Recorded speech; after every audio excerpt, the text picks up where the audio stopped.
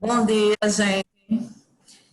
Nós vamos fazer hoje, na verdade, nós vamos iniciar a oficina de produção de texto, que tem como título Produzir e Revisar Texto, por que, como e para quem, certo? Baseado em tudo que nós já vimos até aqui, dos textos que nós estudamos, das reflexões que fizemos.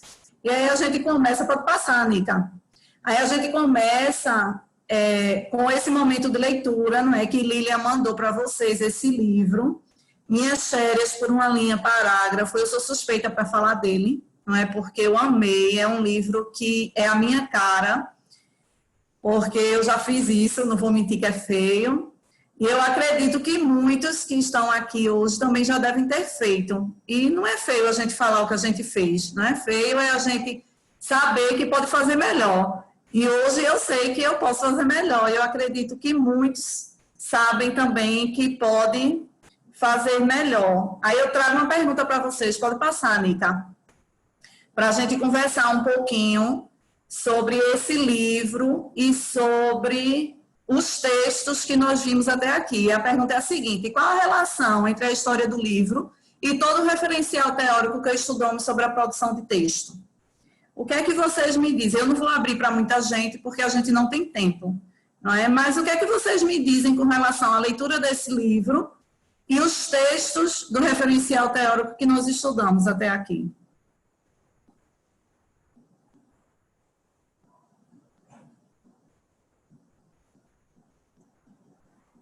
Uma coisa que eu vi, Janaína, é aquela questão da redação tão linda, tão maravilhosa que o menino fez, né? A descrição das férias, e a professora se deteve somente nos aspectos ortográficos, né? Chega a dar uma dor, porque eu achei maravilhoso, né? Como ele escreve. Inclusive, é um livro que a gente já trabalhou, né? Com professores em algum tempo já fizemos. Realmente é maravilhosa toda a história, mas esse é o primeiro aspecto que eu vi. Aí deixa as outras falarem mais. Foi essa Um correção que ela aspecto, fez, vendo um só aspecto que o. eu, um aspecto que eu vi, Jana, Soraya, vice que está falando de Caruaru, é o seguinte: não houve nenhuma preparação para aquele trabalho, né? A professora chegou e jogou, quer dizer, outros textos, né, outros suportes para os estudantes, não houve de jeito nenhum, né? Foi um trabalho que foi simplesmente assim jogado para um menino, né? E a gente fica angustiada com o desespero dele, né? Feliz porque estava nas férias agora e agora desesperado por ter que fazer uma redação, e o tempo ia passando e ele vendo assim que tudo que ele viveu de tão bom não ia caber naquelas linhas, nem dentro daquele tempo específico que a professora colocou, né?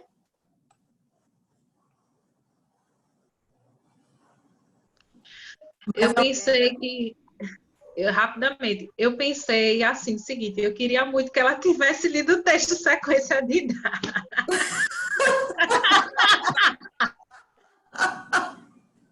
O quê? Por Só quê? isso. Sim, Vanessa.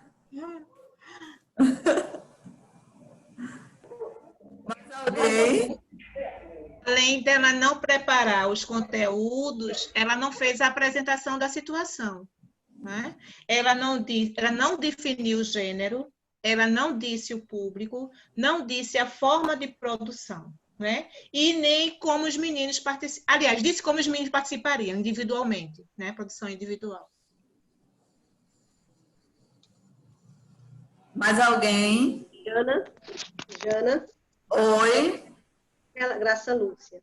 Oi, Em Graça. relação, né, a introdução do livro e o referencial, né? E aí a gente bate mais uma vez naquilo que a gente observa que está ainda acontecendo na escola, né? Essa redação das férias sem ter um propósito, sem ter uma finalidade, né? E que quando a gente parte para realmente trabalharmos tudo aquilo que existe e que deve existir, e os passos que devem ser seguidos pelo professor na hora em que se solicita, né? Na hora que se vai trabalhar, né?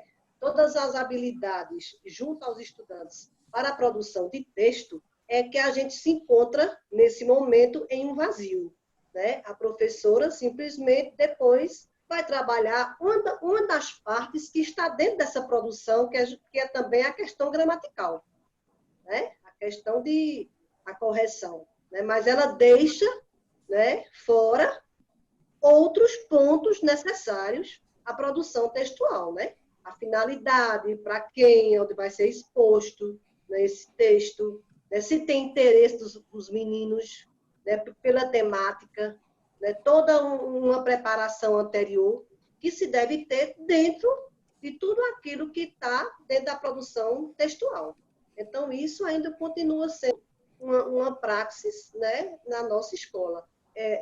Eu acho que o livro, né, o Paradidático aí, é muito interessante para uma reflexão, né, de professor em relação à produção textual. Ô, Jana, Soraya, Oi, oi, Soraya. só mais uma observação aí, né? A prova é tanta que não existia esse trabalho de gêneros em sala de aula que o coitado do estudante nem percebeu o elogio que ele recebeu do diretor no final, né? Para ele, aquilo ali era mais um castigo. Na verdade, ele estava sendo elogiado e para ele ali era o castigo maior dos outros, né? Bem interessante. Mesmo assim. Mais alguém? Então eu vou fechar, tá certo? Ô, Jana, Acho interessante. Alguém falou? Leila, Oi, Leila. é só um trechinho assim, que eu não estava conseguindo ligar o microfone.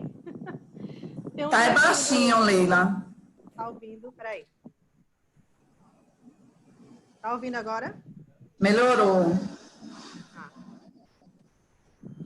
Tem um trechinho do livro, na página 8, que a gente remete assim, à questão do propósito, né? Qual é o propósito que se tem em fazer, qual é o propósito do professor, qual é o objetivo na hora que se está propondo a malfadada redação, né? Que ele diz assim: eu sabia que as férias de ninguém iam ser mais as mesmas na hora que virassem redação. É simples. Férias é legal, redação é chato. Quando a gente transforma as nossas férias numa redação, elas não são mais as nossas férias, são a nossa redação. Perdem toda a graça, né? Então, assim, se não tem um propósito explícito, né? Um propósito que seja interessante, que traga motivação para escrever, como está colocado lá no texto de Dawes Schneuli e no texto de Katia Bracklin. Então, isso perde totalmente o sentido, né? Perde a questão da função social da escrita. E é isso que isso é muito importante, de estar sempre sendo relembrado para os professores. Verdade. Ô, Mais Ja- alguém? ô, Jana, Oi, Lilian. ó, e ela nunca viu na vida dela falar em revisão e reescrita, né? Nem pensar. Ela fez igual a minha professora fazia, traumatizou o menino. Mesmo assim, Jesus. Guilherme, coitado, nunca mais escreve. Na Mesmo realidade, assim. Lilian, na realidade, esse processo de revisão, ele acontece, né, ao longo da história, é mostrado, só que não nessa perspectiva que a gente tem hoje, né? É uma revisão na perspectiva histórico-social do momento dessa professora, onde traçava lá de vermelho, sublinhava, enfim, né, para que a correção ou a observação do erro, né, ficasse mais clara para o aluno. Infelizmente, de acordo com o contexto em que se deu, né, a história, e que é aquele momento, como Joana diz, que todos nós passamos por ele e que, infelizmente, cometemos pecados que são perdoáveis porque nós não sabíamos, não evoluímos, né, ao ponto que estamos hoje. É a questão do conhecimento, né? Mais alguém? Eu, Jana Poli, Oi, tá me Paulo. ouvindo? Saudade de tu, nunca mais eu te vi, só ontem. Eita, também saudades. Bem, então só queria destacar também um trecho que assim chamou minha atenção, é quando ele diz: a professora nem quer saber de verdade como foram as nossas férias. Ela só quer saber como como é a nossa letra, se a gente tem gente para escrever redação, né? Então, a professora quer cumprir uma tarefa, usa também como pretexto depois para trabalhar a gramática. E uma coisa que me dói muito é que naquele momento, que tinha tanta criatividade ali, ela queria silenciar o diálogo deles, né? E aí propõe a redação, era isso. Verdade. Mais alguém? Na verdade, vocês falaram tudo o que a gente estudou, não é, nesses últimos encontros. Eu acho interessante porque ela não levou em consideração absolutamente nada do que os autores trazem para a gente como sendo de extrema importância, não é? Ela não levou em consideração a questão sociodiscursiva, ela não levou em consideração o porquê, o para quê, como, qual o gênero que eu iria trabalhar, onde ele iria circular, quem iria fazer a leitura desse gênero, para que eu estaria escrevendo. Então, nada disso ela levou em consideração. E eu chamo ainda mais atenção com relação ao que Graça falou, que ela só levou em consideração o que os autores acham secundário, não é? Que é a questão da ortografia, a questão da gramática. Isso fica para depois. O que é mais importante é o que o estudante vai construir no decorrer dessa aprendizagem.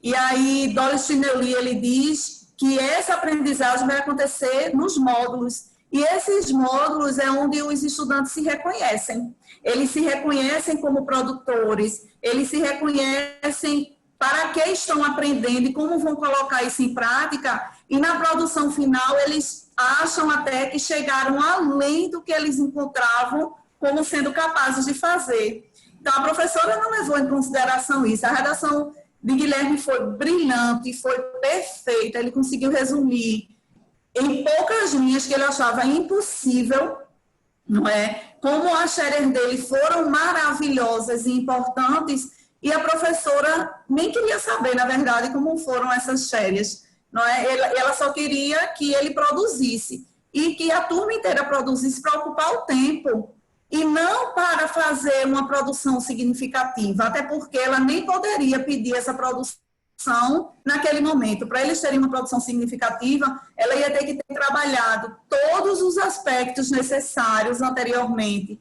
teria que definir junto com ele qual seria o gênero.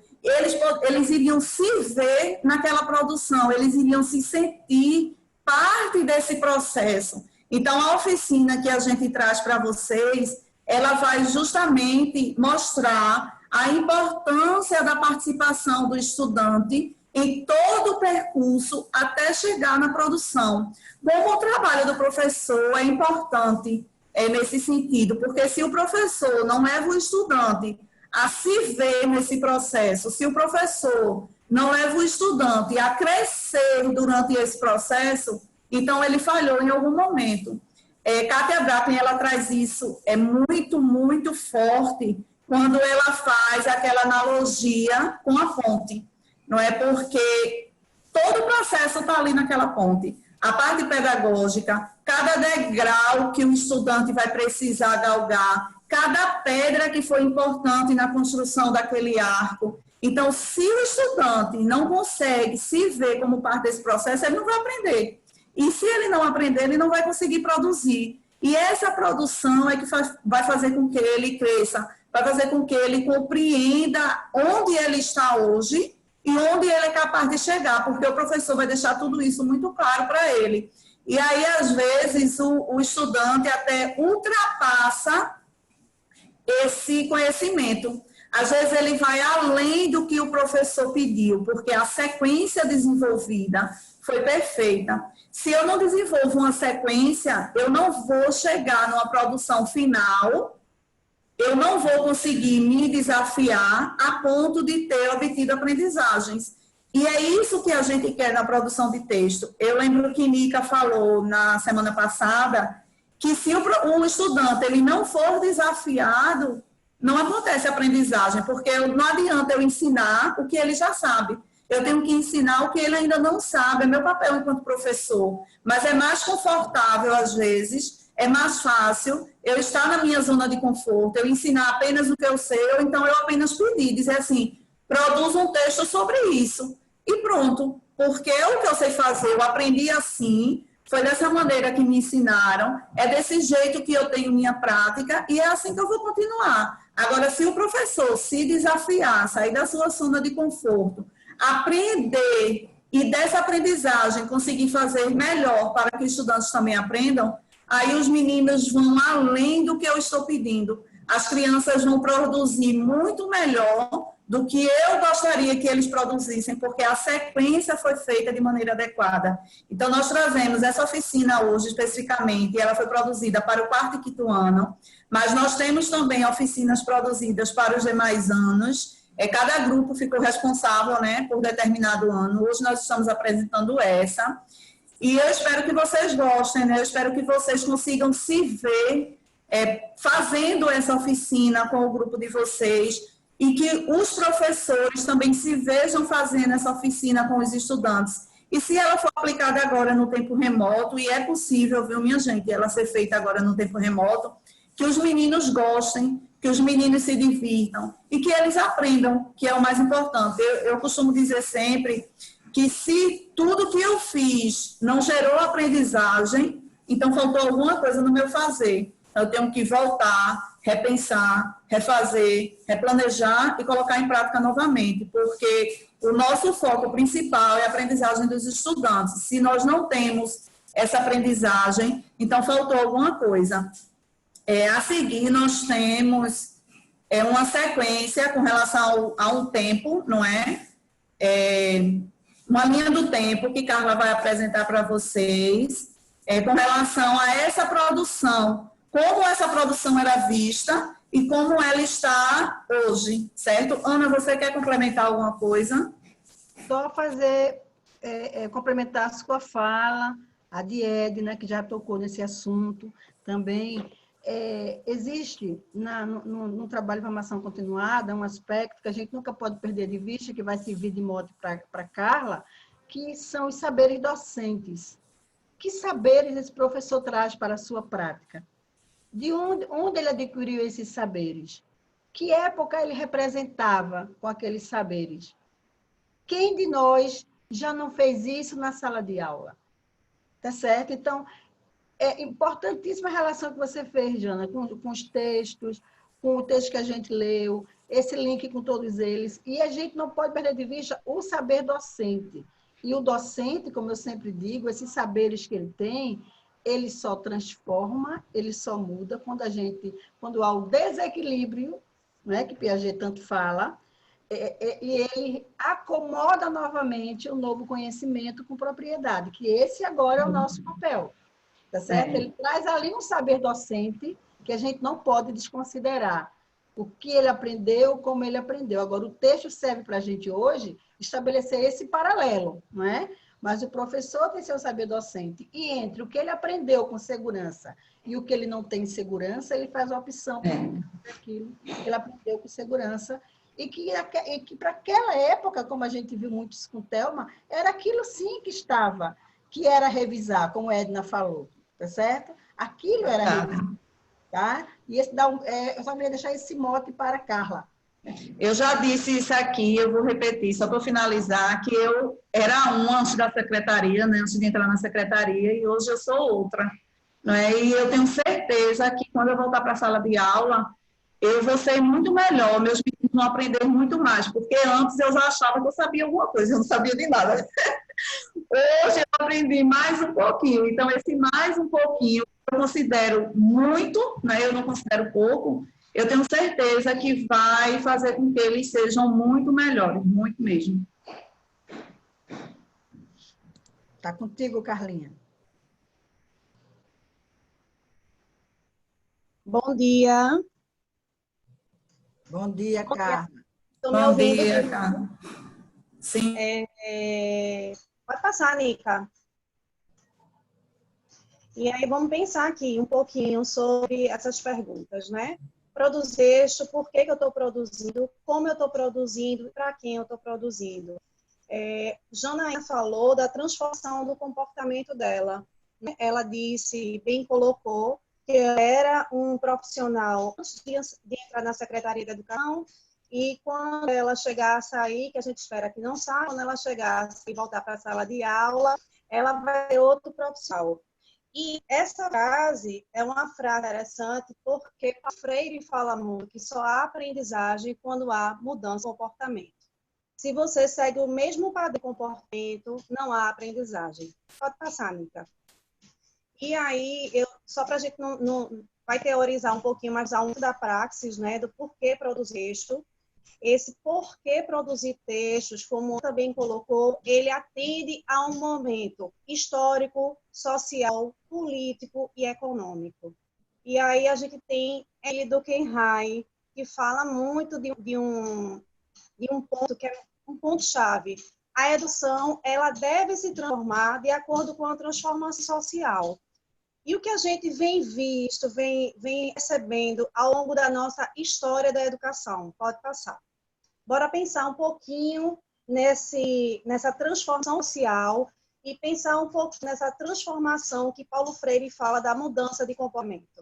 A gente teve uma transformação social, sim, mas será que a gente teve a transformação do comportamento? Será que houve essa aprendizagem por parte dos docentes, de um modo geral? A gente não vai aqui nem satanizar ninguém, nem endeusar ninguém. Tá? A gente vai pensar em partes teóricas. Não está aí nesse contexto, mas eu acho que é importante a gente tocar. Se vocês quiserem falar, podem falar. Estão me ouvindo, né? Muito bem, Carla. Numa temática que eu acho ela super pertinente, que é a taxonomia Bloom, que ele fala exatamente do início do ser. Conhecer algo até você saber o que é que você faz com aquilo que você conheceu, ou seja, com aquilo que você aprendeu.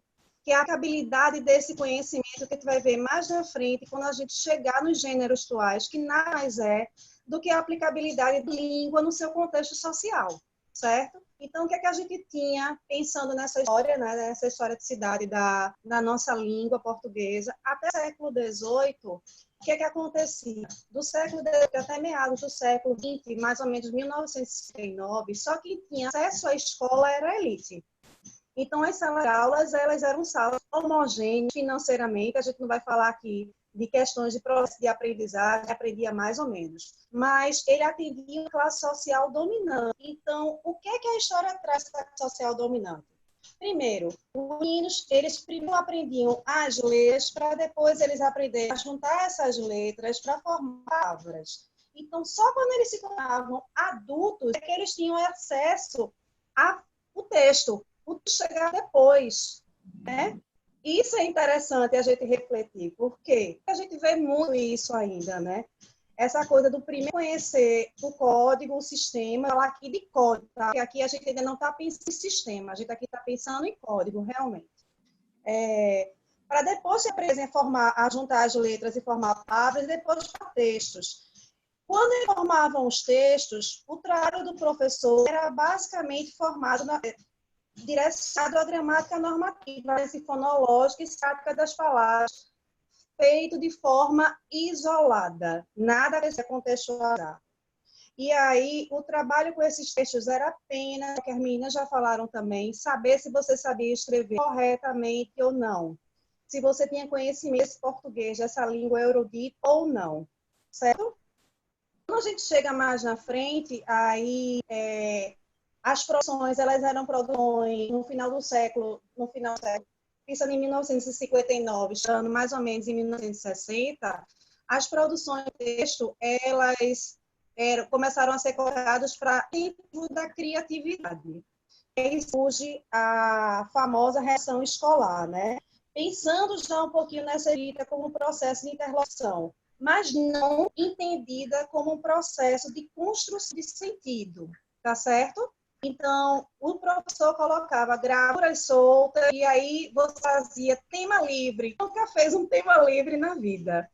Vamos escrever isso, todo mundo arranca uma folhinha do caderno e aí, qual é o escrever sobre a professora? É livre. Você pode escrever sobre o que você quiser. E aí, realmente, ele atendia ainda essas necessidades de saber se alunos entendiam ou não das regularidades gramaticais, da questão ortográfica. Então, essa construção livre, títulos soltos, escrita sem processo de interlocução, entendimento e construção de sentido. O professor não discutia, não debatia sobre nada anteriormente para poder fazer ou falava sobre essa organização textual, sobre coesão, coerência, isso era inexistente, tá certo? Mais algum, gente? Tá todo mundo mudo, é? Vocês falam tanto. Quando a gente chega mais ou porque tá menos... claro, Carla. Cortou, como é? É porque está ficando claro o que você está colocando.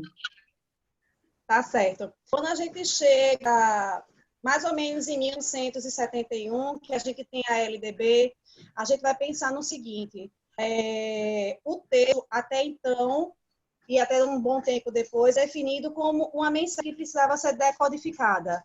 Não precisava ser compreendida, simplesmente era feito ser decodificado, para saber se você tem conhecimento dessas letras, dessas palavras e dessas frases, certo? Então, a língua ela era uma língua monológica, não era uma língua dialógica. Quando chega para a LDB de 71, a LDB transforma a língua portuguesa de primeira a quarta série em comunicação e expressão, e de quinta a oitava série em comunicação e expressão para a língua portuguesa, e o antigo segundo grau, eles começaram a ter língua portuguesa e passaram a ter literatura. Lembrando que a gente se dividia, não é verdade? Quando chegava na oitava série, você escolhia se você iria fazer um curso profissionalizante técnico para entrar no mercado de trabalho. Então, essas pessoas não tinham acesso a esse trabalho de produção de texto mais aprofundado. Quem tinha essa relação mais aprofundada com a produção de texto eram as pessoas que iriam fazer o segundo grau, ingressar na universidade, porque iam ter acesso ao conhecimento erudito. Essa época também, historicamente, é o momento, a gente vai falar, eu vou falar rapidinho, porque senão vai ter muito tempo aqui, do advento da escola pública. Então, a escola antes era feita somente para a classe social dominante, e aí é o que, deixa eu me lembrar o nome dela, Nícia Verdin fala, ela se expande para os filhos da massa, e os filhos da massa não tiveram o mesmo acesso que os filhos da elite, né? Isso é uma discussão histórica que cabe aqui, a gente vivencia isso até hoje. Então, a escola deve ser homogênea e só ser heterogênea, e os professores não foram preparados para atender essa classe heterogênea. E a ideia foi que, como esses filhos da massa eles tinham uma dificuldade enorme de comunicar e expressar aquilo que eles queriam, surge nesse advento da ED de 71 essa ideia de comunicação e expressão, certo? Pergunta. Vocês têm pergunta? Não? E aí a gente chega para 1978 com a redação. Graças a Luz, entendeu LDB com a linguagem da produção, presta atenção. 71, em 71, a gente anteriormente chegaram os filhos dos pobres para a escola pública, porque a escola só atendia os ricos. Pobre não ia para a escola.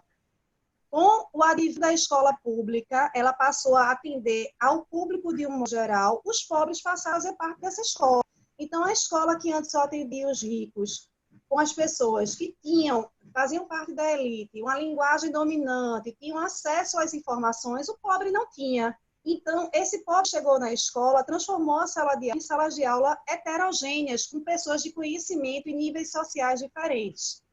E não sabe se expressar, aí eu aspeio isso, certo? De acordo com a linguagem erudita. Então, aí a LDB, foi o que ela fez? Ela transformou a língua portuguesa de primeira a quarta série, comunicação e expressão, para esses pobres aprendessem a se comunicar e se expressar corretamente dentro da perspectiva da língua portuguesa erudita, e de quinta a oitava série, comunicação e expressão para a língua portuguesa. Redação, a partir daí, a redação, a produção de texto, ela servia para aqueles que fossem ingressar na universidade, que é o que acontece no decreto de 78. Então, aqueles que fossem fazer profissionalizante, eles não iam para a universidade, eles iam apenas aprender uma mão de obra, sem ficar como mão de obra para ir diretamente para o mercado de trabalho, eles não precisavam, segundo aquele momento histórico, ter acesso à produção de texto. Era desnecessário. Certo? Então, esses atos de comunicação e expressão mais aprofundados na literatura passaram a pertencer apenas àqueles que faziam o clássico, segundo grau. E aí, com o advento do decreto federal, que está aí a numeração dele, a prova de redação passa a ser obrigatória. Começam os preparatórios a partir dessa obrigatoriedade, tá? A gente tem um texto descritivo, narrativo e dissertativo. Quem lembra disso? Então, meio, né?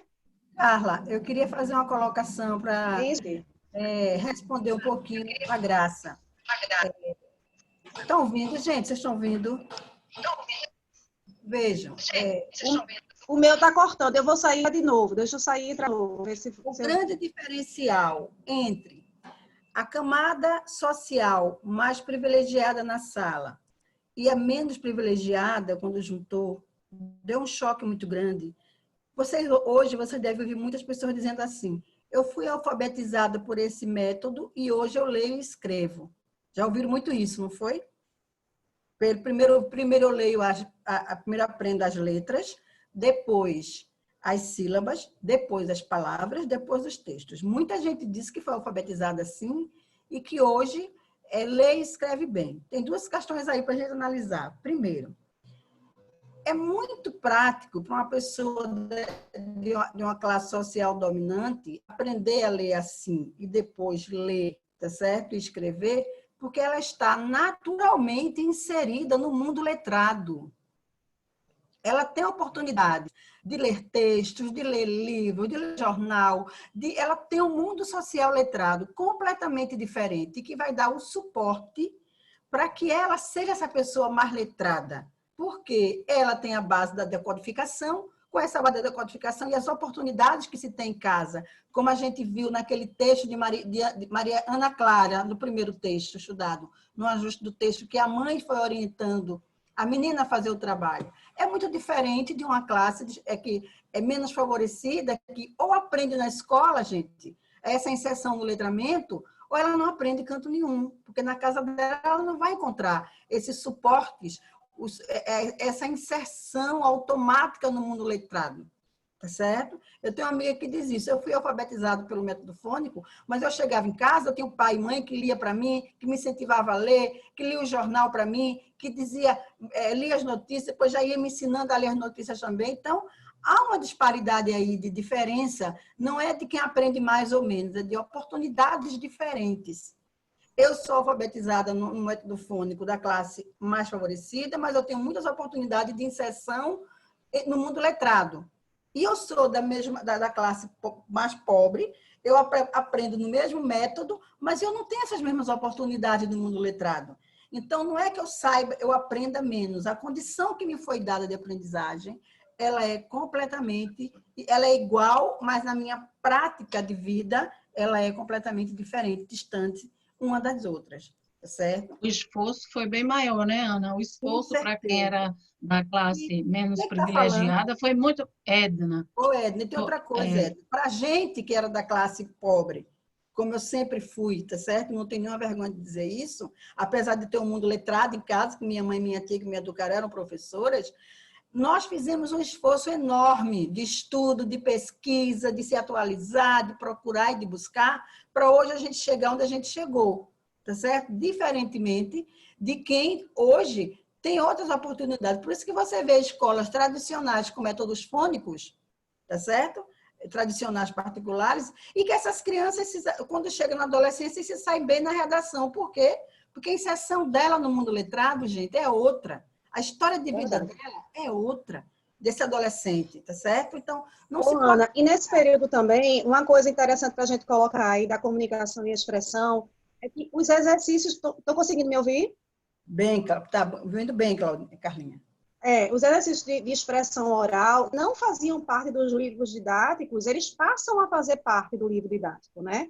Ainda não na perspectiva daquilo que a gente tem hoje, mas eles já começam a falar, porque eles já começam a ver desse advento, dessa informação sem ruídos, né? Ele fala muito de que a gente precisa aprender a informar sem ruídos. E essa classe social menos favorecida, ela, como não tinha tido esse acesso, né? Esse subsídio familiar, vamos dizer assim, uma grande parte não tem esse acesso nesse subsídio familiar, a comunicação ela era com ruídos. Então, outra coisa interessante que aconteceu nessa época é que os livros literários eram basicamente os clássicos, o tempo todo os clássicos.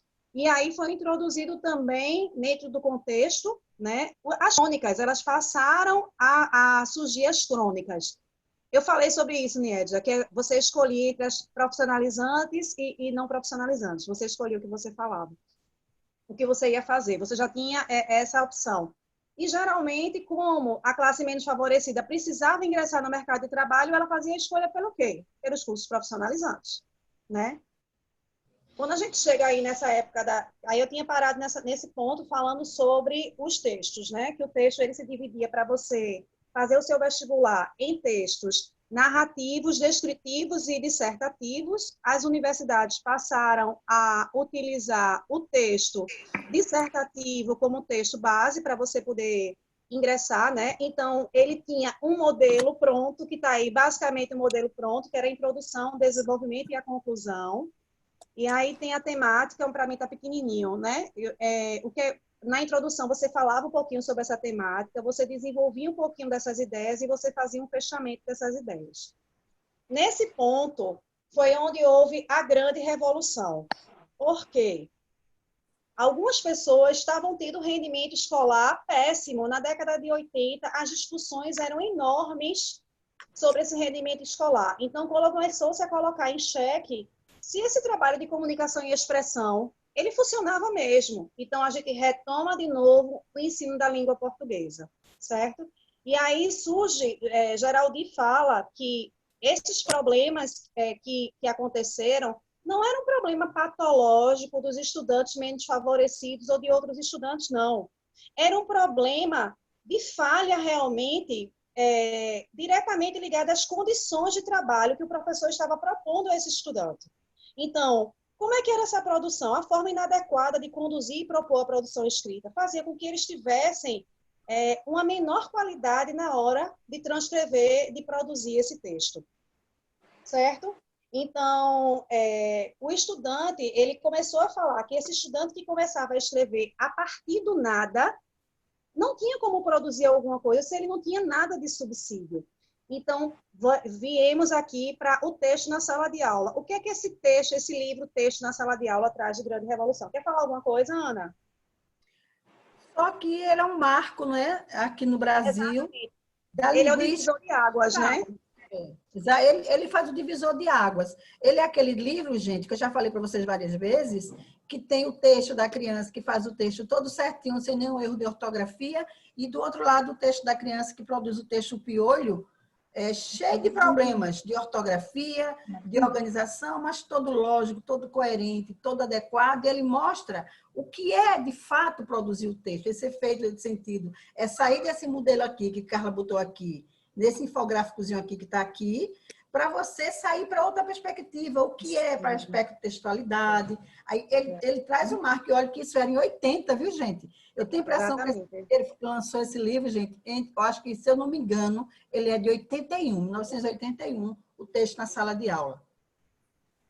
Então, ele fala o seguinte, que o que é que trazia pouca qualidade da produção desses estudantes? Era porque esses estudantes tinham problemas patológicos. O que é que trazia essa pouca qualidade? É justamente todo esse subsídio que a gente vem estudando ao longo desse... Eu não vou nem falar ao longo desse ano. Vem falar ao longo de uma história toda, né? De uma história de produção de texto toda. Se o professor ele tem essa perspectiva do final do século XVIII, como é que ele vai garantir a esse estudante todos os subsídios necessários para que ele consiga produzir um texto de qualidade dentro da perspectiva e das características de um determinado gênero? Impossível. Isso é o que Geraldi fala, né? Ele começa a introduzir essa ideia do gênero dentro da sala de aula, dessa aplicabilidade, daquilo que eu tinha falado no início, essa aplicabilidade desse conhecimento. Porque ele não escrevia, quando os meninos escreviam, eles não escreviam para ninguém, por motivo nenhum. Eles escreviam simplesmente por escrever, como Jana bem colocou, para passar o tempo, ou simplesmente para você fazer a correção ortográfica, saber se ele se apropriou, né, da ortografia, da questão morfológica, da questão semântica. Ele não trabalhava, ele não pensava nessa perspectiva de você enquanto produtor, você enquanto estudante, agente social, reflexivo, que discute, que pensa, que transpõe ali naquele papel todas as suas ideias que foram discutidas ao longo de um determinado momento. Eu queria fazer só um comentário. Eu trabalhei numa determinada escola da rede particular daqui de Recife, há muito tempo atrás, a escola que até quem estudava na época eram os filhos de Geraldo Júlio e as filhas de Paulo Câmara. Então, a escola da nata, da elite, que na época ela era 2.000 e tantos reais. Eu acho que ela hoje deve ser perto de uns 4.000. E que uma professora de redação da escola chegou, recém-chegada do mestrado, cheia de ideias, de inovações, e ela fez um trabalho de produção textual com os meninos, ao meu ver, espetacular. Ela passou ao longo praticamente de uma unidade fazendo um trabalho com eles de reflexão, de discussão, de escrita e de reescrita do texto. Preste atenção, classe social mais favorecida não, classe social rica, elite. A quantidade de pais, privilegiadíssima, a quantidade de pais e de mães que eu atendi enquanto coordenadora dessa escola, que estavam criticando a forma que a professora estava trabalhando, era absurda, porque as pessoas ainda têm essa perspectiva desse trabalho no método fônico. Então, quando a gente pensa nessas famílias, né, que foram alfabetizadas de uma classe social mais simples, a gente sabe, minha gente, isso é estrutural, é cultural. A gente vai ter que quebrar muitos paradigmas para que as pessoas consigam entender realmente que esse trabalho que Geraldi o tempo todo coloca no texto da sala de aula, do estudante enquanto agente colaborativo, social e reflexivo, e que o professor precisa buscar mecanismos para torná-lo um produtor, trazer para ele subsídios para que ele se torne realmente um produtor de texto, que conheça e que saiba fazer uso dos gêneros, é uma quebra de paradigma muito grande. Porque nós, eu estou me incluindo também, temos dificuldade até na hora de preencher uma ficha que o banco, ou que a secretaria, ou que a GRE manda para a gente. O que eu coloco aqui? Aquela criatura que tem aquela camisetinha, posso ajudar, ela fica desesperada, né? Ajudando todo mundo dentro do banco e dentro dos lugares. Por quê? Porque essa perspectiva da falta de reflexão dentro do texto, né, que a Ana colocou, eu fui alfabetizado assim e funcionou. Será que ele funcionou 90% ou 70%? Será que a gente também não tem dificuldade de leitura, de compreensão, de interpretação, de inferência, de contextualização, de reflexão, né, de transposição? Carla. Oi. É Lília. Oi, Lília. E aí eu estava...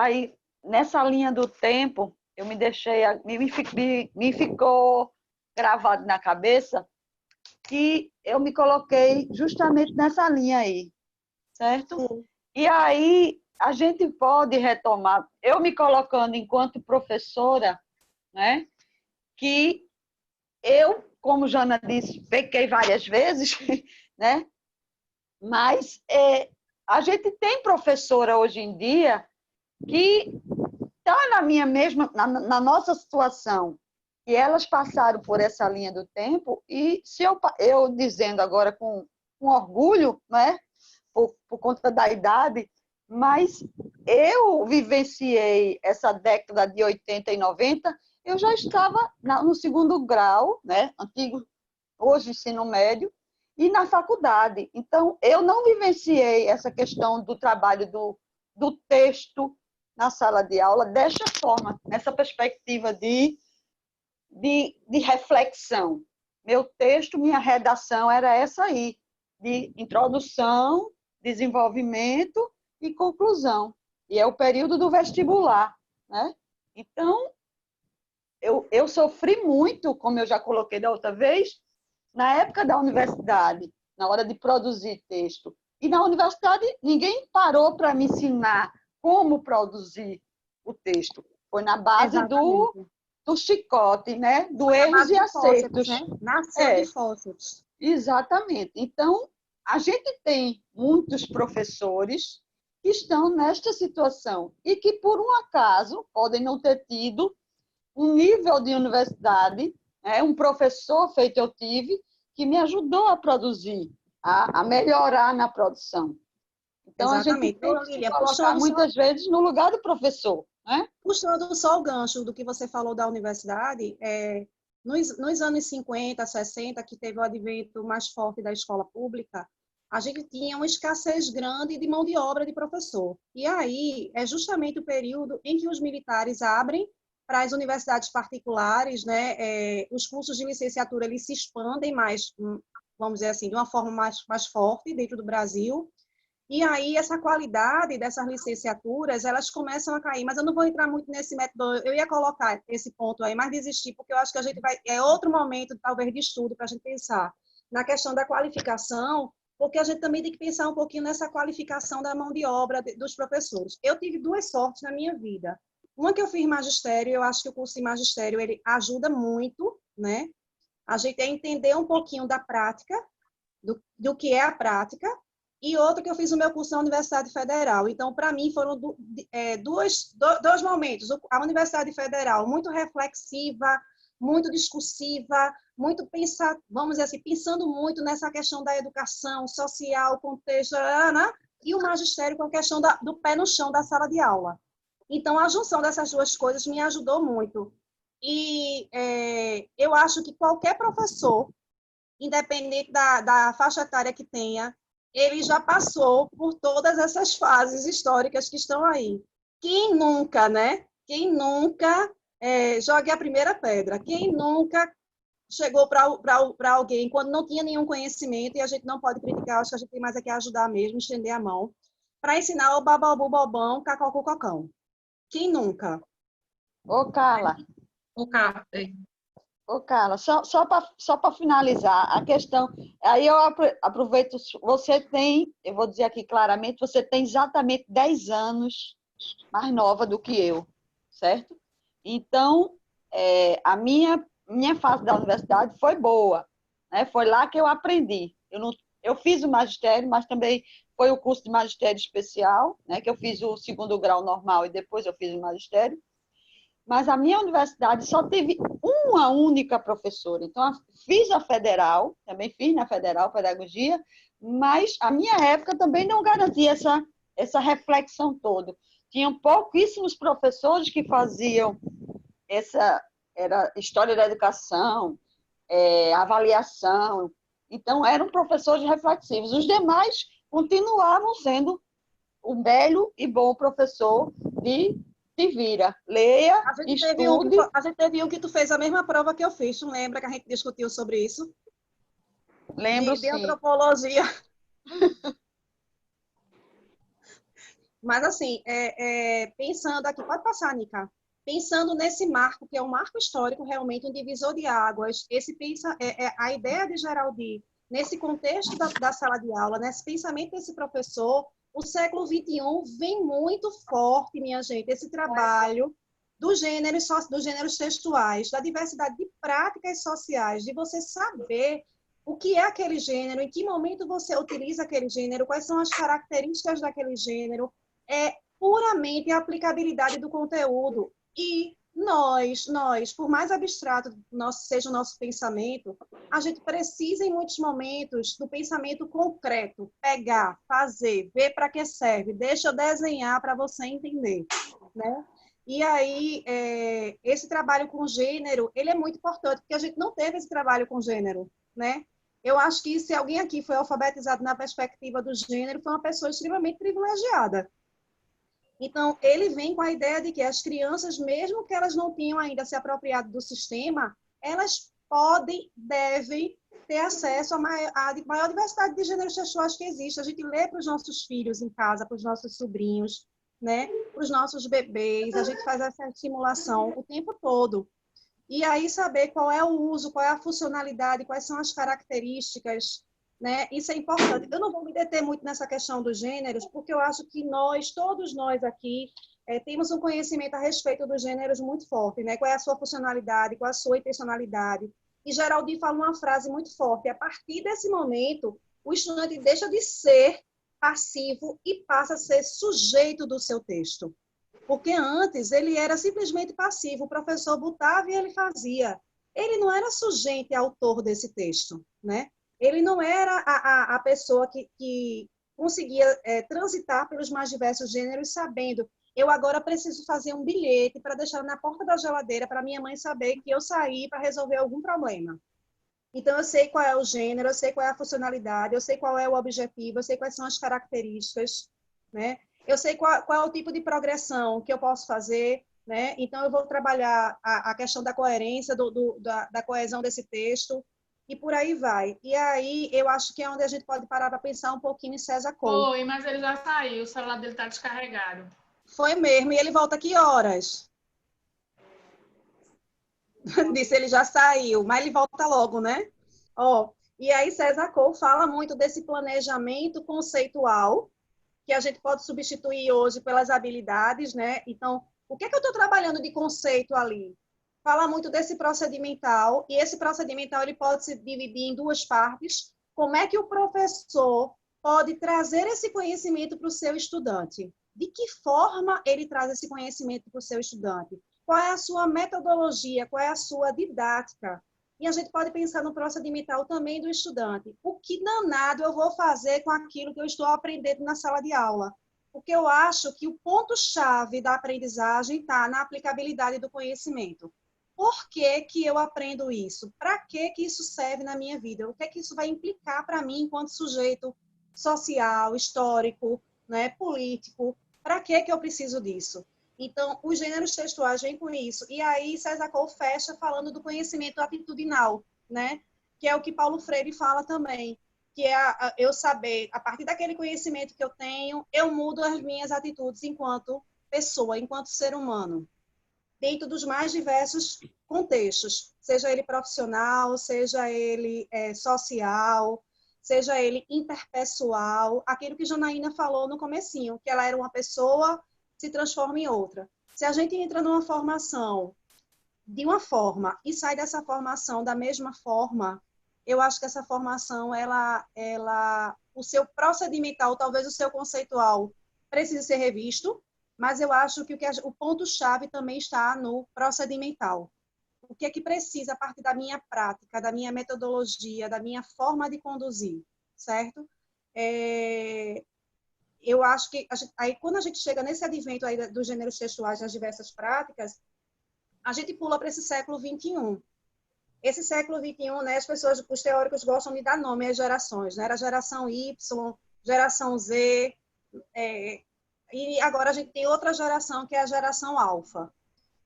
Eu acho que eu e Vanessa Ferreira nos encaixamos na geração alfa, porque nós temos características de hiperatividade, né? A gente é super agitada, mas a gente está ligada em absolutamente tudo. E as pessoas pensam que a gente não está prestando atenção em nada, mas a gente está vendo tudo, né, Vanessa? Então, essa geração alfa é uma geração que mesmo os meninos que estão mais distantes, vamos dizer assim, não vou generalizar, porque a gente não pode nunca generalizar nada, tá? Bem, esse é um ponto de vista de Carla Bárbara. Eles têm acesso a muita informação.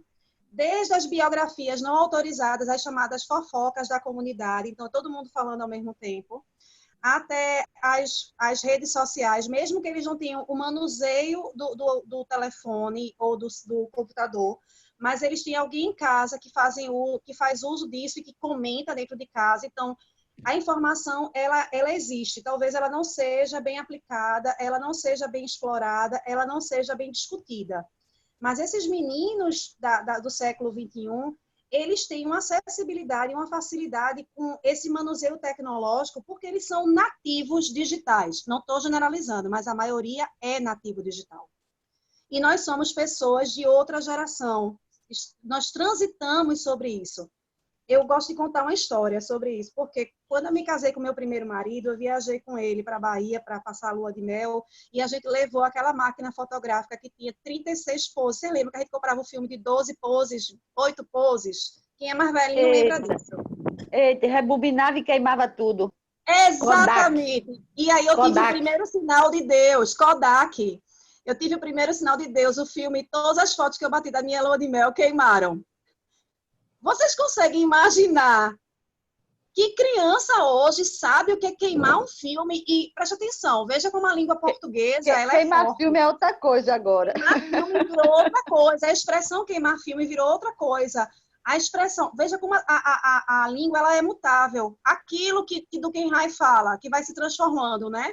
A gente aqui não está acompanhando essa transformação. O deletar que existe no nosso computador passou a ser inserido no nosso contexto social. A gente fala, vou deletar fulana, vou deletar ciclano da minha vida. Então, essas crianças, enquanto nativos digitais, a gente trabalha com eles alguns gêneros textuais que a gente vai ver mais na frente e que a base traz isso muito forte, que trouxe um impacto muito grande para a comunicação, gente. A gente usava fax, né? A gente mandava fax para as pessoas. E aí a base traz isso, traz o que essa geração do século XXI tem no seu cotidiano, como o e-mail, o WhatsApp, o Telegram que pegou o Moro, nosso grande amigo, e por aí vai, essa facilidade, essa agilidade da comunicação começa a trazer também um imediatismo muito grande, certo? E aí a gente vem para a base. Aí na base ele traz todo esse contexto social, histórico, para dentro da sala de aula. Pode passar, Nica.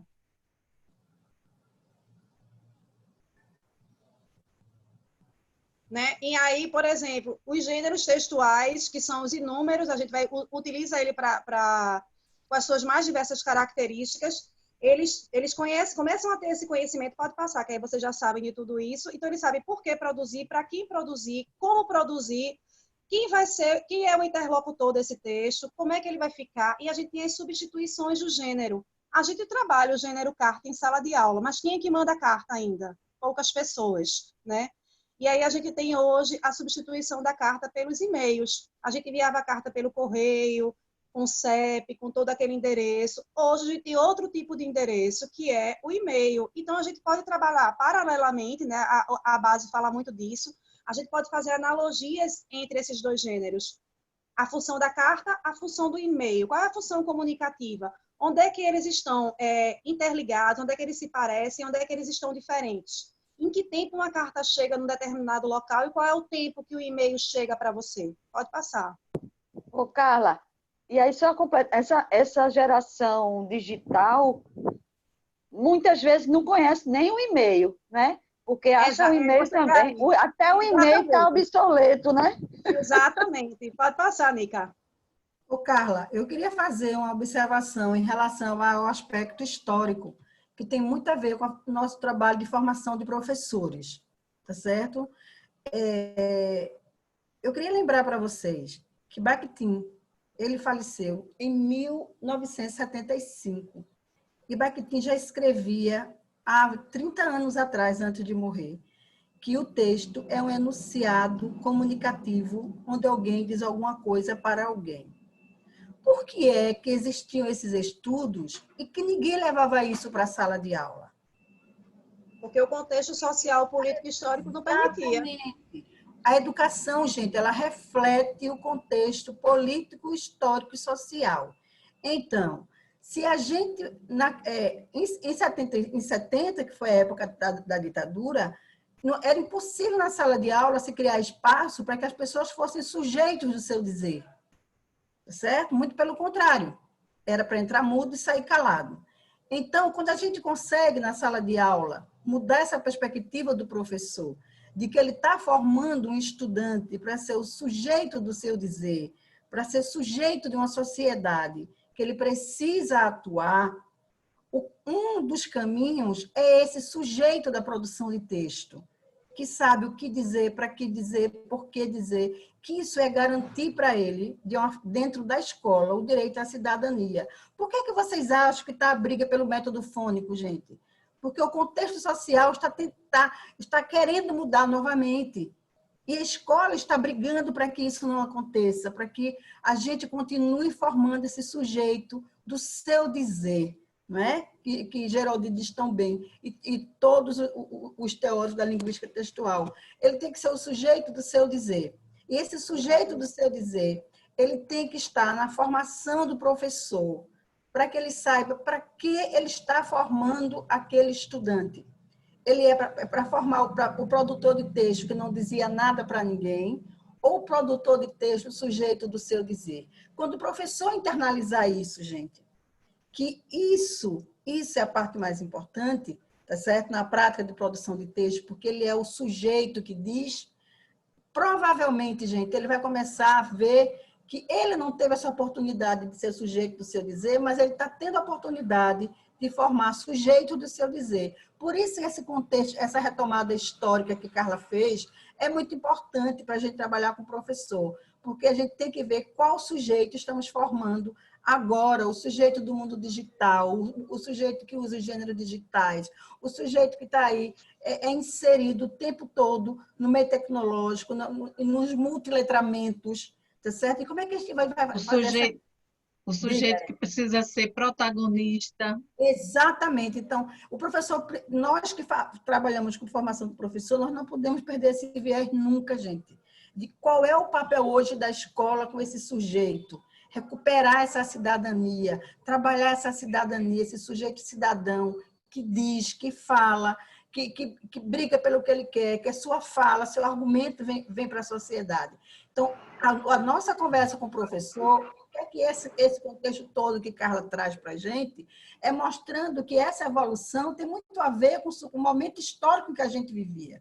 E o momento histórico que a gente vive hoje não nos permite mais esse recuo, tá certo? Então, por aí, gente, a gente consegue mostrar, nunca esqueça, minha gente, de conversar isso com o professor, de mostrar para ele qual sujeito ele quer formar.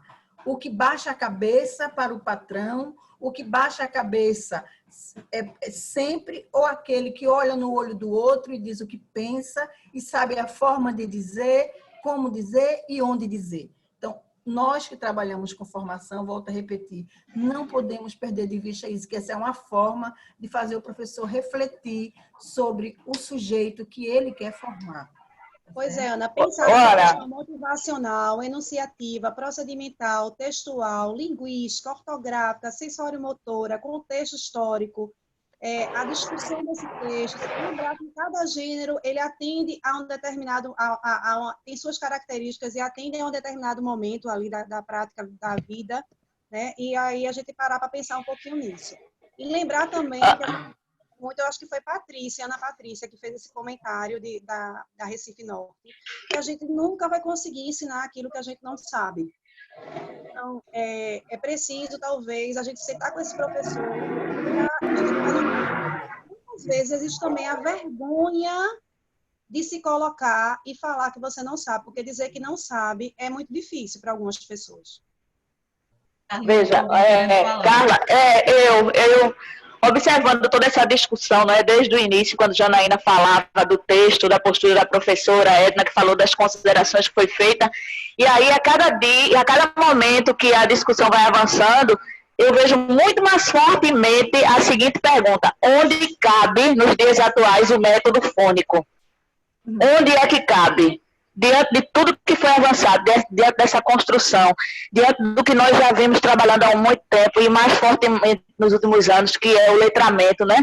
A visão do mundo que se pode ter. Como é que a gente pode chegar numa criança com sucesso se retroagirmos para o método fônico? Então, assim, essa discussão que vocês trouxeram hoje, perfeita, né? Para a gente refletir que caminho, né, nós estamos seguindo, que caminho estão querendo que sigamos, né?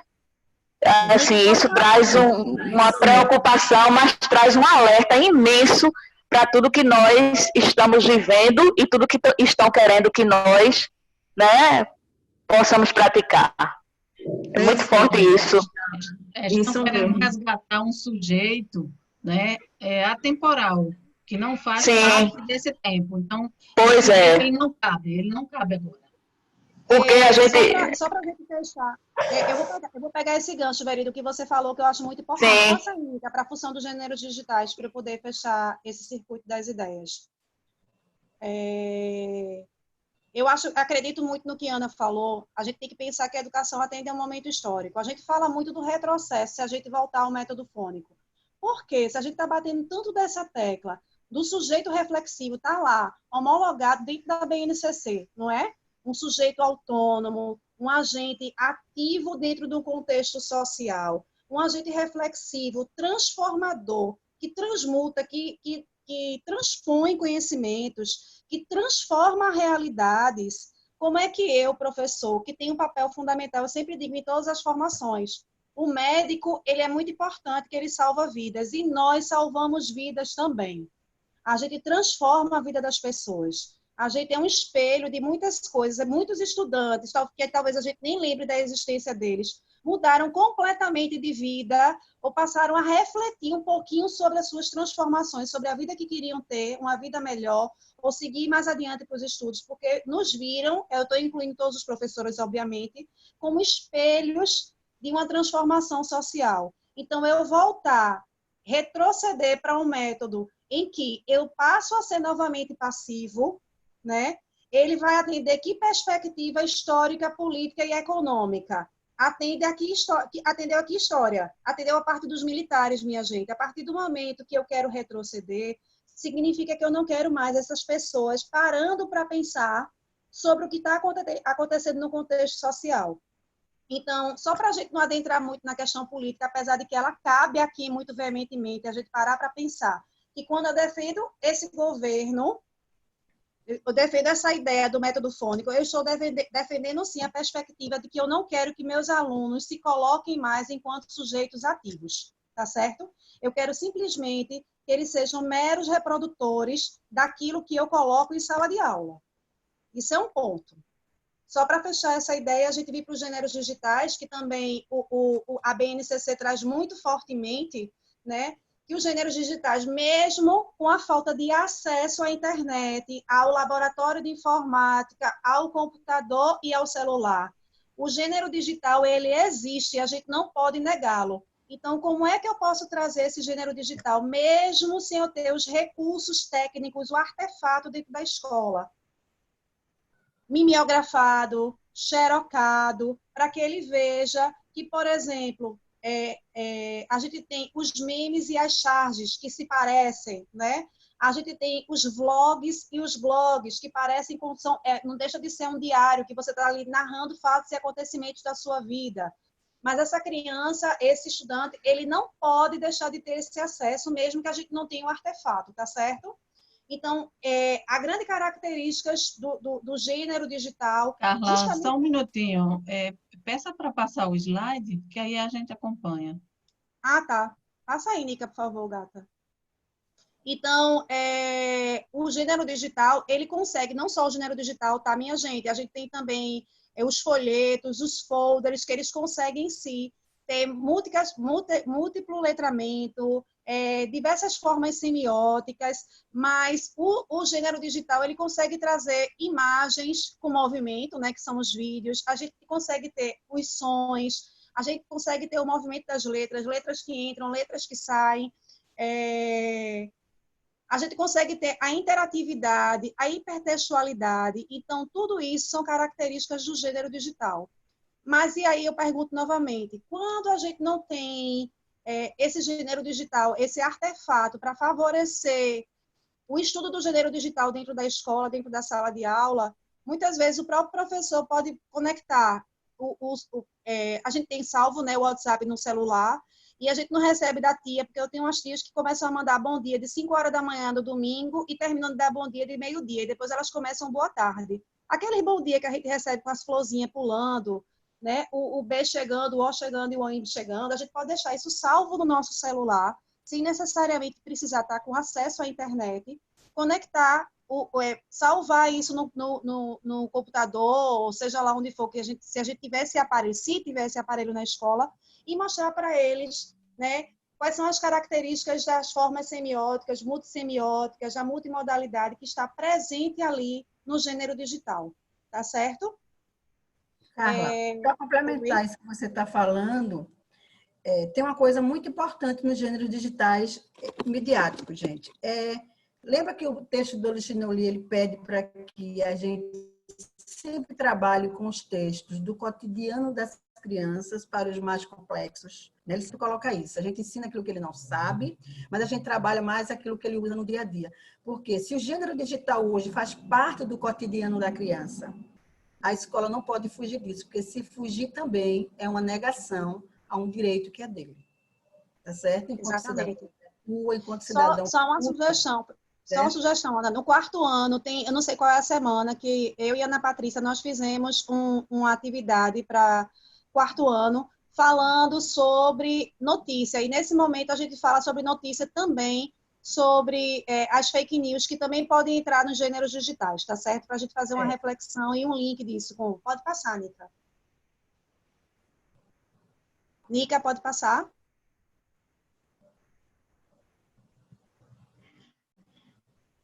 Pronto. E aí a gente tem aí somente a coletânea das atividades contemporâneas de produção. Tá certo, gente? Muito obrigada. Eu falo que sou a gota, mas espero Imagina. Que claro. Falo não, E né? eu ajudando. Gente, vamos ouvir um pouquinho do que é que vocês acharam até aqui da discussão. Ana, antes de as meninas se colocarem, você pretende encerrar em algum momento antes daquilo que a gente pensou, por conta do horário? Tem gente que vai precisar sair porque está em reunião, ou a gente vai prosseguir? É isso que eu estou colocando. Olha, Edna, é isso que eu estou dizendo. Eu estou pedindo para que elas falem, a intenção é justamente essa, para fazer um fechamento da primeira parte, porque tem muita gente querendo sair, e eu não gosto, querendo não, precisando sair, e eu não gostaria que ninguém perdesse a discussão. Vocês perceberam, gente, que a nossa lógica de oficina primeiro a gente faz uma parte introdutória, para resgatando conceitos, trabalhando conceitos, revisitando conceitos, para poder chegar na parte prática. Como essa parte prática de conceitos fez muita relação com outros textos que a gente leu, aí ela demorou um pouco mais do que a gente estava prevendo.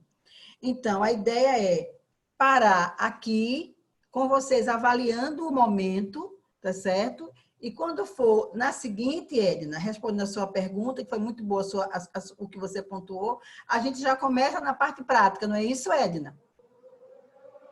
Exato, Ana. A gente vai para aquela parte, né, que tem aquele organograma e Isso. já segue, que aí a gente vai falar aquilo de forma muito rápida, né, até porque já foi bem explicado, já as meninas trouxeram novamente aí à tona toda a discussão, e depois a gente segue com a oficina propriamente dita. Então, a gente pode parar aqui, né, Edna? Eu acho. Então, eu queria que vocês falassem um pouco o que é que vocês acharam desse momento introdutório, porque eu levei quase uma hora, né, gente? Até porque Cláudia também tinha me pedido para fazer esse momento com vocês sobre o organizador curricular. Na verdade, era para a gente ter avançado bastante. Quando eu parei, já era 10 para as 11, quando passei para as meninas. Agora, eu queria ouvir de vocês, o que é que vocês acharam desse momento de hoje, do início da oficina. Ana, Veridiana, posso falar? Claro, fica muito. Veja, assim, altamente explicativo, muito esclarecedor, de fácil aplicabilidade, a linguagem muito acessível, não é? Porque essa é a nossa preocupação. Nós temos equipes muito diversas e isso é uma preocupação nossa. Como fazer chegar na equipe para poder chegar com qualidade no professor, né? É o maior desafio. E esse momento, assim, foi perfeito. Achei muito interessante, muito bom. A equipe Mata Norte está toda aí, já conferi lá nos participantes. Eu tenho certeza, se elas quiserem se colocar, que essa é a ideia. Acho que a gente não vai ter problema nenhum levar isso para a equipe e elas vão assim, compreender muito facilmente. Adorei. Inclusive, gente, vocês podem fazer a pauta com esses dois momentos. Uma do organizador, se vocês não quiserem fazer separados, que eu já vi algumas querendo fazer esse momento separado, também não tem problema. E a oficina vocês vão dosando de acordo com o calendário que vocês colocaram, sem sair da temática. Mais alguém quer falar, gente? Foi um momento maravilhoso, Ana Moraes, gostei muito. E Vanessa, fiquei muito feliz também quando você falou, né, a respeito da questão da alfabetização tradicional e tal, as dificuldades no processo de escrita, porque se aprende tudo separadinho. E o texto é uma tessitura, né? É a união de tudo isso. Então, unir aquilo que eu aprendi tudo separado fica muito mais complicado, né? Reforça a importância da contextualização no processo de ensino, do letramento. Então, eu gostei muito. Aqui é a Adriana. Oi, Adri. parabenizar aí a Jana, a Carla, né, pelo que foi falado. Está cortando, Adriana. Cortou, Adriana. Alguém mais quer falar? Ô, Ana. Oi, Thelsa. Muito boas as colocações. A Janaína é muito pertinente, né? Funcionou. Gostei muito dessa linha do tempo, que ela contou a história de produção textual, né? E a gente foi, até quando chegou a isso, e a gente foi se identificando em cada fase, principalmente quem já passou quase todas, a gente foi se identificando em cada fase dela. Gostei muito dessa linha do tempo. É muito importante a gente trabalhar para chegar até o professor, para eles conhecerem onde eles estão e de onde eles vieram dentro da produção escrita. Isso, Thelsa. E às vezes, né, a gente começa a estudar, aí pensa assim, mas essa discussão de novo, mas a gente está sempre aprendendo, não é? E o professor precisa, sim, estar revendo, discutindo, analisando. A gente precisa ter um olhar muito especial para esse saber docente, considerar o que ele sabe, ver como é que a gente vai trazer, haver essa modificação que as meninas colocaram, como Carla falou, quando há modificação do comportamento, há aprendizagem. Como é que a gente vai trabalhar com esse professor?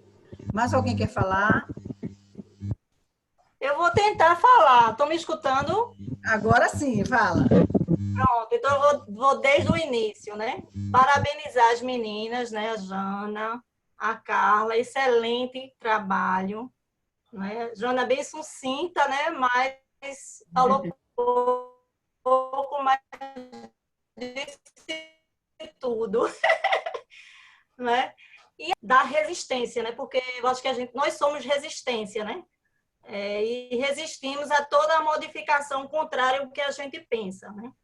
E aí a gente também é um multiplicador disso, né? Alguém colocou aí, anterior a mim, nós somos multiplicadoras e essas multiplicações, né, as nossas falas, os nossos pensamentos, eles são levados até o professor. E aí eu me reportando a uma formação que eu participei lá de Limoeiro, com César, e ela cortou de novo, Adriana. Coisa muito importante e que vale a gente aqui vocês são lá de Limoeiro, né? Falou algo importante. E ela colocou algo muito interessante, que é a questão... Cortou de novo. A gente já vê nessas visitas que nós fazemos, eu vou tentar falar. Se não conseguir, eu paro. Nas visitas, na reunião que houve de estudo remoto com a Grede Limoeiro, Cessa falou algo importante e que eu achei e acho pertinente colocar para vocês, é que quando a gente vai nas visitas, a gente percebe que o professor ele tem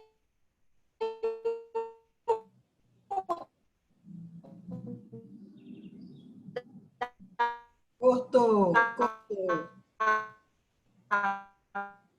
Está cortando, Adriana, não está te ouvindo. Mais alguém, gente, quer fazer uma colocação, quer avaliar fazer Adriana, avaliação? digita que alguém lê para você.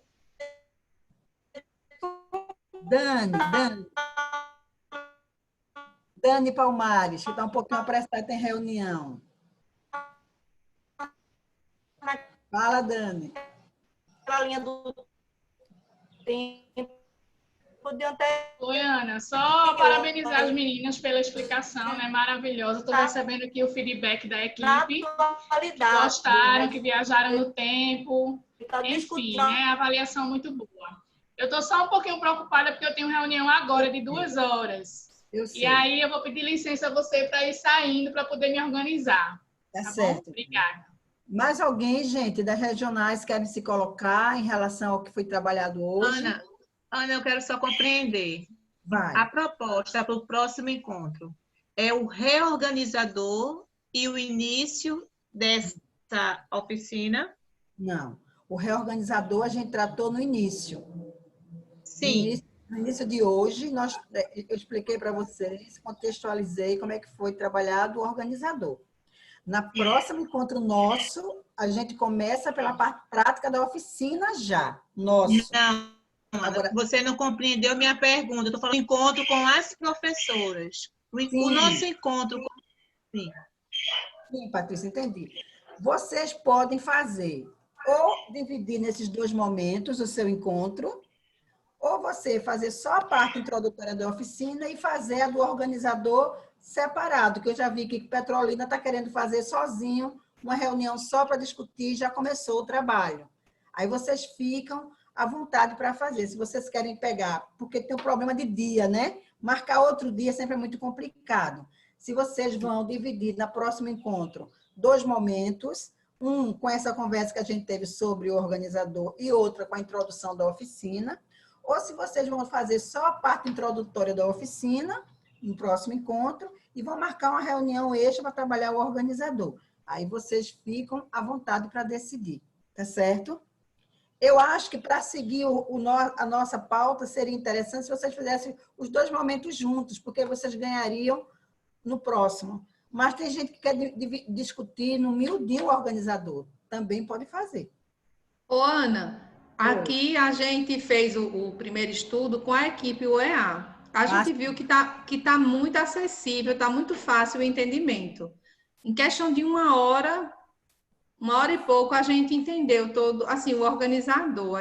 Eu até pensei com as meninas, como a gente já enviou o organizador para as coordenadoras, talvez se a gente sintetizasse um pouco em forma de slides, aí seja mais prático para discutir com elas. Talvez em 1 hora, mais ou menos, a gente consiga. Como você diz, porque é complicado marcar um outro dia, porque essas meninas também têm muitas demandas nas secretarias delas, né? Aí, para marcar um outro dia, eu vi que fica apertadinho.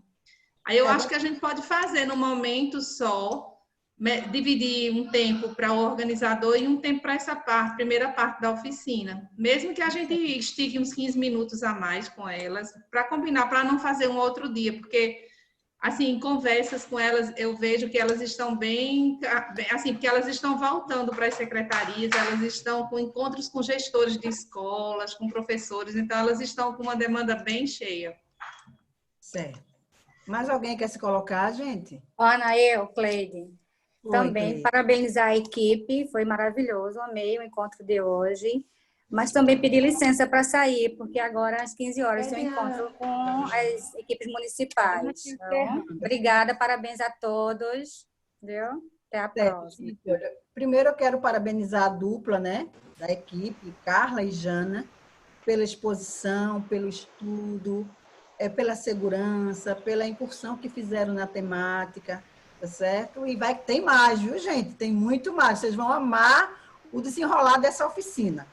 E até agora a gente só fez um passeio na parte introdutória que a gente sempre faz retomando conceitos.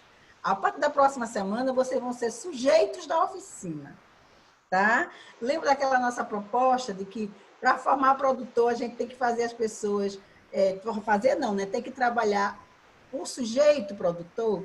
A gente vai tentar fazer esse trabalho com vocês. Eu acho que vai ser bem legal. Vocês vão gostar muito. Então, parabéns à dupla fantástica. Faltou a Edna, entra na próxima. E depois tem mais 3 pessoas que fizeram outro trabalho junto com a revisão e reescrita. Parabenizar a equipe, parabenizar todas as regionais que estão aqui participando, e, como sempre, com muita seriedade e muito compromisso. Porque, gente, ultimamente eu vivo pensando muito nisso, sabe? Da obrigatoriedade que hoje nós temos nos anos iniciais, sabe? Nós temos hoje uma responsabilidade, sempre tivemos, né? Mas hoje nos é cobrado muito essa responsabilidade com a alfabetização. E eu percebo que um passo importante que a gente deu foi esses estudos de fortalecimento das equipes. Não sei se vocês concordam. Muita gente pedia esses momentos de estudo. Vamos estudar. Então, foi preciso, né? Aí aconteceu a pandemia, a gente precisou, porque já estava no calendário, que as técnicas iriam, no meio da semana que chegasse, fazer o fortalecimento dos estudos das regionais. E a gente conseguiu fazer com todo mundo junto, e eu tenho sentido esse momento muito produtivo. Eu sinto vocês muito interessadas, participativas, atentas a tudo, e isso reforça o nosso compromisso, nossa parceria com a alfabetização das crianças. Que hoje a gente discutiu, como o Telsa disse, uma coisa muito importante, gente. Esse resgate histórico. O que é que vem acontecendo nessa questão de concepção de alfabetização, nessa questão de produção de texto durante décadas? E em que ponto nós estamos? Qual é o nosso papel hoje enquanto formadores de professores? Né? Vocês observam que os anos iniciais hoje têm uma responsabilidade imensa de muito estudo, muita pesquisa e muita prática. Ana, eu queria fazer um agradecimento e fazer um comentário. Dizer que foi tudo muito bom. Eu fiquei super nervosa, porque dá um friozinho na barriga, né? Falar para vocês, porque é uma equipe muito preparada. Então, não é que falar para vocês é diferente da gente fazer formação nos municípios, não desmerecendo os municípios, porque a gente sabe de toda a experiência, de todo o conhecimento, então dá um friozinho na barriga mesmo. Ô, Carla, Ana, deixa eu só atrapalhar aí, só completar esse de Carla. Carla, toda vez que a gente vai para qualquer sala de aula, por mais experiência que a gente tenha, a gente dá o friozinho na barriga, viu? Se não der, é porque tem algo errado. Dá mesmo, dá um friozinho na barriga, mas hoje, minha filha, deu frio não, deu um iceberg, viu? Mas eu tinha certeza, Carla, que você faria o trabalho muito bem feito, como eu disse. Aliás, todas, né, gente? Todos, né? Você tem estudado muito, se preparado muito, e para dar o melhor para vocês sempre, gente. A gente está sempre se preparando para estar trocando experiência com vocês da melhor forma possível, sempre, tá? Obrigada. Tem mais alguém que queira falar alguma coisa, gente, para a gente encerrar? Patrícia Roberta, você quer dizer alguma coisa, amor? Eu escrevi no chat, Ana. Olha. Eu gostei demais, gostei demais. Carla falando que ficou nervosa e eu coloquei no chat, eu ia dizer a ela que não pareceu não, que ela estava nervosa não. Eu gostei demais. E assim, a forma como vocês organizaram ficou muito boa, né? De muito fácil entendimento. E eu fiquei olhando a forma como ela passou por esse panorama histórico, né? Sem ficar cansativo, com exemplos tão práticos e pontuais. Gostaria de parabenizar. E parabenizar também, Jana, né, a retomada daquele livro que a gente trabalhou há um tempo atrás e que hoje ela traz. E a gente faz tantas outras reflexões que a gente ainda não tinha feito, né? Eu acho que foi um início muito bom e eu estou muito ansiosa para a continuidade, né? Eu espero que a gente se aprofunde aí, principalmente com a questão dos gêneros digitais, que é uma demanda tão necessária hoje, né? Certo. É isso. Obrigada a todos, foi muito bom. Gente... Professora Ana Moraes, também quero agradecer, né? Agradecer em nome da equipe também, que todo mundo gostou bastante, e dizer que sempre as meninas, né, estão aí oferecendo o melhor. E assim, a gente está muito feliz com esses estudos. Eles têm colaborado e ajudado realmente a gente a aprofundar os nossos estudos, né? E assim, Carlinha, tu já fala demais por natureza. Eu bem sei disso, te adoro desse jeitinho. Um cheiro, Jana também. Deram um show, viu, meninas? Obrigada por essa oportunidade. Gente, muito obrigada a todas, tá certo, a todos. Não vi Paulo hoje, ele não entrou não foi? Obrigada a todos, tá certo? E dizer que quinta-feira tem mais. Aguardem, porque na quinta-feira vem um monte de coisa boa pra gente. Tá certo? E bom São João! Boa volta. Oi? É o quê? Bom São João! É mesmo, Carla. Bom São João! Não acendam fogueira! Sábado tem live São João. Isso. Não acendam com Skol Beats, né? Não acendam fogueira. Com certeza. Isso. Não pode nem fogos, né? Graças a Deus, Mila agradece. Nem fogos, nem fogueira. Agradece os cachorros, os idosos e as crianças. Isso. Gente, muito obrigada pela participação, pela interação, pela disponibilidade. E vamos encerrar aqui e retornar ao nosso trabalho, que nós temos uma reunião de 2 horas com a Bem Comum, tá? Tchau, beijo a todas. Tchau, meninas e meninos. Tchau, beijo. Tchau. Tchau, Lília. Tchau, Ana. Tchau. Tchau, Elisiária. Dança forró em casa. Dança São João em casa. Verdade, Ana. Posso Eita, não? Eu tenho um ô, pai Veri. não posso Amanhã eu vou forrosar com o Veri, né, Veri? É? Veri saiu. Não é o forró da mata de Veridiana amanhã da Gré? E é? Aí eu vi. É, ela convidou.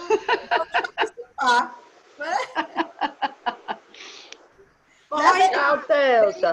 Vamos forrosar, né, Veri? Eu acho que ela saiu. Saiu não. Então ela não está ouvindo. Ela fez ok, Lília. Ela deu um ok. Ah, tá. Tchau, gente. Tchau. Saudade danada de vocês. A gente Tchau. também, professora. Ô, Elisiária. Eu acho que ela saiu. Tchau, pessoal. Vou encerrar. Peraí, Lili. Vamos ver os comentários que eu não tive tempo de ler. Ah, tá, Ana. Pode ver. Veja aí. Eu já li.